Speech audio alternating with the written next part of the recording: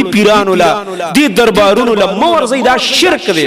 د الله نه غیر بل چا نه مدد غختل د مړو نه مددونه غختل د اولیاء او بزرګان دا شرک دی دا پریګ دی دا شرک دا کفر پری دی دا کفر دی پدې کې کومس کې مز دین قبليږي که حج کې حج سے به حج دین قبليږي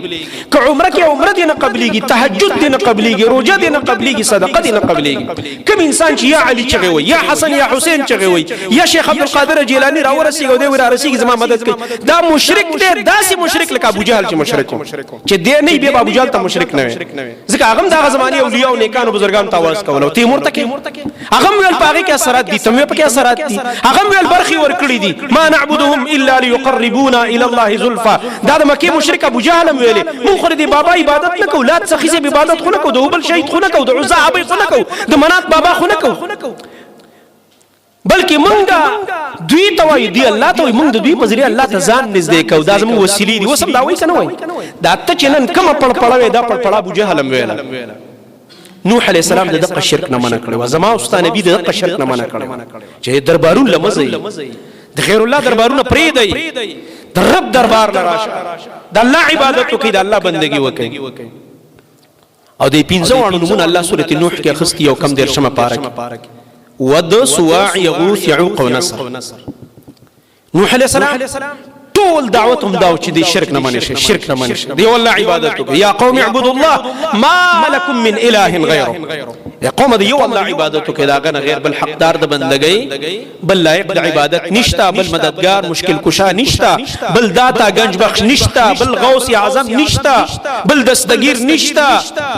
اوس موږ خلکو لګیا دا نمونه په چای خېدي دا الله په عاجز بندگانو یې خېدي چې منونو خاورې په پرتی دي چې په خپل غسل کې بل ته محتاج په خپل کفن کې بل ته محتاج ژوند ہوتا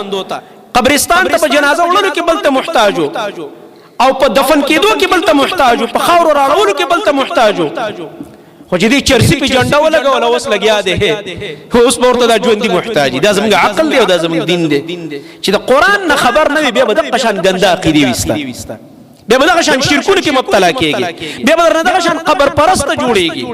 بیا به په دربارونو او په قبرونو ستا سرخ کته کېږي رب ته بنخ کته کېږي او کرب ته ختم کې دی عقیده سره الله دې قبلینا ځکه دې کې ملاوت دی په ایمان کې په دې عقیده کې ګندګي ده د شرک او د شرک ګندګي چې په کوم عقیده کې راغله لکه ته چې په پاک شربت کې ځان ته د نالۍ چمچ واچي او میلمله پیش کې او دغه په مخ کې تور واچي به اوس کې ابو زما بیزتی دی وکړه کور بدل پری دی عمر بر بدل قرار نشي رب العالمین دا سپکتا تخکاری نعوذ بالله چې ته ځا الله تم سجدي کوم پینځه وخت مونږ کوم ته بابا دربار لرواني الته قبرون ته پسلوري شوی الته داغه په نظر منښتي کې لګیای دا الله نه غیر د بل چا په نظر منښت شرک دی حرام کار دی ټول امت په اتفاق دی